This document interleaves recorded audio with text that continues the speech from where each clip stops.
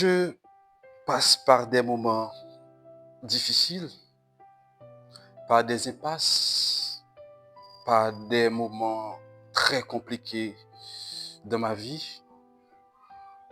Je pose beaucoup de questions. Pourquoi c'est moi? Pourquoi ma vie est comme ça? Pourquoi je suis bloqué? Pourquoi mes projets n'arrivent pas à bout? Pourquoi ma fiancée, pourquoi ma copine m'a laissé? Pourquoi les autres me trahissent? Pourquoi toutes ces difficultés? Pourquoi même quand je prie de mes difficultés, Dieu ne m'écoute pas? Il ne m'entend pas. Et pourquoi Dieu ne me parle pas? Pourquoi ma vie est comme ça en tant que chrétien? Moi, on m'a parlé de Dieu. On m'a présenté un Dieu bon. On m'a présenté un Dieu capable de m'aider. J'ai accepté son invitation. On m'a parlé de lui. On m'a invité à venir l'adorer. Et j'ai accepté. J'étais d'accord. Maintenant, pourquoi toutes ces choses? Pourquoi toutes ces choses m'arrivent à moi qui suis chrétien, à moi qui suis un serviteur de Dieu, à moi qui suis quelqu'un qui prêche la parole, à moi qui parle aux autres de Dieu? Pourquoi ça m'arrive à moi? Je ne progresse pas en tant que chrétien. Je n'avance pas. Alors que j'avais accepté, ou encore j'ai accepté Jésus-Christ comme mon sauveur. Les autres, eux, qui ne connaissent pas Dieu, les autres, eux, qui ne prient pas. Alors, à dire vrai, beaucoup d'entre eux ne prient pas. Ils ne vont pas à l'église. Eux, ils progressent dans leur entreprise. Eux, ils progressent. Ils marchent vers l'avant. Ils sont stables. Alors que moi, en tant que serviteur, en tant que quelqu'un qui prie, en tant que quelqu'un qui marche avec Dieu, rien ne marche. Je suis bloqué. Mes bien-aimés, vous savez à qui j'ai posé toutes ces questions? À Dieu. Oui, à Dieu. Je crois que en tant que chrétien, en tant que serviteur de Dieu, à un certain moment de notre vie, et surtout lorsqu'on passe par des impasses, lorsqu'on passe par des moments difficiles, il faut poser des questions. Et des questions surtout à Dieu. Par exemple, pourquoi, si il nous a connus d'avance, comme on dit dans la Bible, pourquoi il nous a laissé passer par ce feu? Pourquoi il nous a laissé passer par ces moments difficiles? Pourquoi il a laissé à l'autre, je dirais, cette grâce, la chance, de la possibilité, l'opportunité, je ne sais pas, de nous trahir? Pourquoi? Pourquoi? Est-ce que Dieu est un Dieu qui est lâche? Est-ce qu'il est lâche? Ou est-ce qu'il existe que seulement dans la Bible, dans ces, je dirais, dans ces pages blanches, ou dans les cieux? Est-ce qu'il existe seulement dans les cieux, ou dans la vie des autres, ou dans la vie de certaines personnes? Et qu'il n'existe pas dans ma vie? Quoique, j'ai parlé, j'ai confessé, je dis qu'il est Dieu. J'ai accepté son Fils, celui qui devait venir et qui vint. j'ai tout accepté. Pourquoi ma vie est comme ça? On peut poser des questions. Mais cependant, je vais vous dire une chose. Je vais vous donner un conseil. Vous pouvez l'accepter ou le rejeter. Ok, pas de problème. Lorsqu'on passe par des moments difficiles, on peut poser des questions. Mais on doit faire attention à ne pas poser des questions insensées à Dieu. Ça peut paraître, c'est un contraste. On peut poser des questions, mais on ne doit pas poser des questions insensées à Dieu. Mais c'est comme dit la philosophie, mais est-ce qu'il y a vraiment des questions insensées? Est-ce qu'il y a vraiment des questions insensées?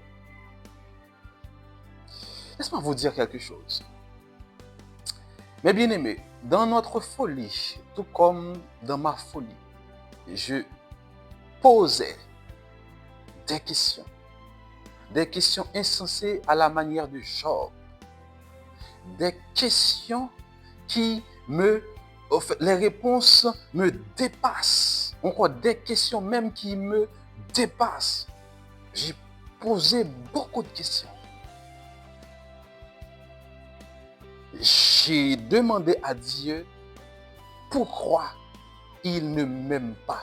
Qu'est-ce que j'ai fait? Est-ce que j'avais fait quelque chose lorsque j'étais dans mon paganisme, lorsque je ne le connaissais pas encore? Est-ce que j'avais fait quelque chose qui me suit jusqu'à présent? J'ai posé beaucoup de questions. Mais vous savez, ce qui est formidable avec Dieu, on peut toujours poser des questions insensées. Moi, dans ma sagesse, je choisis de ne plus poser des questions insensées. Mais vous pouvez poser vos questions apparemment ou pratiquement insensées. Donc, vous voyez, Dieu, dans votre folie, il va vous laisser parler. Et dans sa sagesse, il va prendre le temps de ne pas vous répondre dans votre folie, comme Job. Il va attendre que vous vous calmez. Dieu a attendu que je me calme avant de me répondre. Et il va, bien aimé, quand vous traversez des moments difficiles, des moments compliqués et que vous posez des questions insensées, Dieu va vous laisser poser ces questions. Mais je vous garantis, les réponses qu'il va vous donner vont être cinglantes. Ça va faire mal. Donc, les réponses qu'il va vous donner vont vous faire beaucoup plus de mal que la situation difficile même que vous traversez. Et c'était comme pour Job. Quand j'avais demandé à Dieu, mais pourquoi je suis passé par toutes ces difficultés? Vous savez, dans sa sagesse,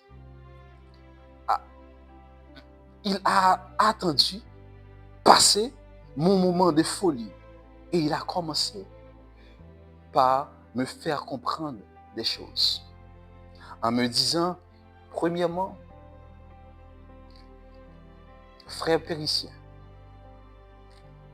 ta route est tracée comme ça parce que je savais que tu allais être mon serviteur.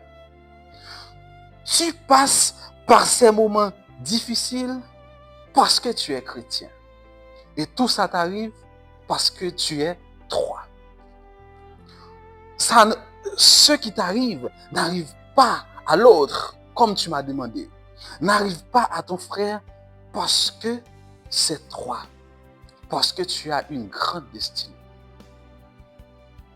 Tu passes par ces moments compliqués parce que tu as de l'importance à mes yeux.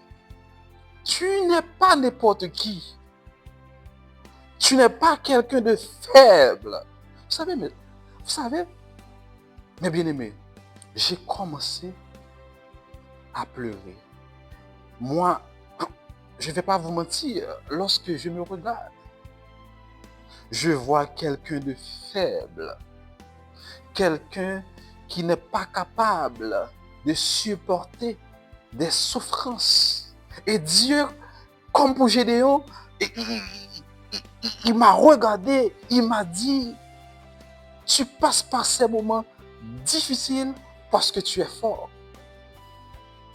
J'ai commencé par pleurer. J'ai commencé par pleurer.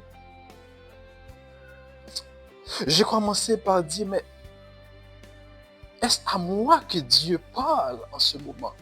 Est-ce vraiment mes réponses? Parce que je ne m'y attendais pas, je ne vais pas vous mentir. Je ne m'y attendais pas. Parce que je posais des questions insensées, je m'attendais à des réponses insensées. Pas des réponses qui vont dans le sens, on croit dans un sens pour redresser ma vie, pour me donner à nouveau beaucoup de confiance, non seulement en Dieu, mais en moi, en ma capacité, en la capacité que Dieu me donne ou m'a donnée. J'ai pleuré. Et j'ai fini par comprendre une chose importante, mes bien-aimés. Il y a des questions, même lorsqu'on passe par des moments difficiles, des moments compliqués, des moments de mortalité, des moments de trahison, des moments de perte, des moments où tout s'écroule. Il y a des questions qu'on ne va pas poser à Dieu. Parce qu'il est plus sage que nous. S'il nous laisse passer par ces moments difficiles, c'est parce que vraiment, à ses yeux, on a un prix. Et ce prix est fort, mes bien-aimés. Et pour m'assommer, je vais emprunter ce mot. Laisse-moi emprunter ce mot. Et pour m'assommer, moi qui disais que Dieu ne m'aime pas, il m'a demandé à lire un texte que je lisais pratiquement depuis plus de 10 ans. Et ce texte se trouve dans Romains chapitre 8. Et je vais vous lire ce texte. Je vais vous lire. Romains chapitre 8, à partir du verset 33. C'est écrit, qui accusera les élus de Dieu? C'est Dieu qui justifie. Qui les condamnera? Christ est mort, bien plus, il est ressuscité, il est à la droite de Dieu et il intercède pour nous. Qui nous séparera de l'amour de Christ? Sera-ce la tribulation, ou l'angoisse, ou la persécution, ou la faim, ou la nudité, ou le péril, ou l'épée? Selon qu'il est écrit, c'est à cause de toi qu'on nous met à mort tous les jours, qu'on nous regarde comme des brebis destinées à la boucherie. Mais dans toutes ces choses, nous sommes plus que vainqueurs par celui qui nous a aimés. Car j'ai l'assurance que ni la mort, ni la vie, ni les anges, ni les dominations, ni les choses présentes, ni les choses à venir, ni les puissances, ni la hauteur, ni la profondeur, ni aucune autre créature ne pourra nous séparer de l'amour de Dieu manifesté en Christ notre Seigneur. Mes bien-aimés, après avoir lu et compris cette parole, j'ai recommencé à pleurer. J'ai compris finalement que j'étais un insensé.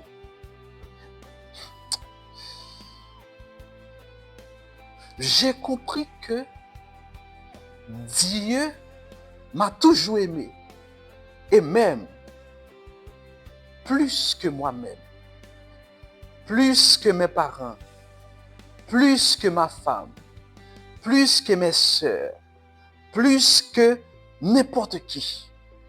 Dieu m'aime plus que moi-même. Et j'ai prié, j'ai parlé à Dieu. Je lui ai parlé pour demander pardon. Je lui ai dit, Seigneur, pardonne-moi parce que j'étais insensé. Je suis insensé. Mon frère, ma soeur, je ne sais pas par quel moment vous passez en ce moment. Mais ce que je dois vous dire, ne posez pas des questions insensées à Dieu. Faites attention. Même si vous traversez des moments difficiles, restez sage. Laisse passer la tempête. Laisse passer les moments difficiles. Parce que Dieu vous a connu d'avance. Dieu a préparé pour vous une issue favorable, toujours. Faites attention aux questions. Faites attention à ce que vous dites à Dieu lorsque vous traversez des moments difficiles, parce que vous risquez de pleurer, de lamenter pour tout ce que, à cause de tout ce que vous avez dit dans votre moment de folie. C'était avec vous, frère Kimberly Périssien. Que Dieu vous bénisse, que Dieu vous garde, que Dieu vous protège. À bientôt.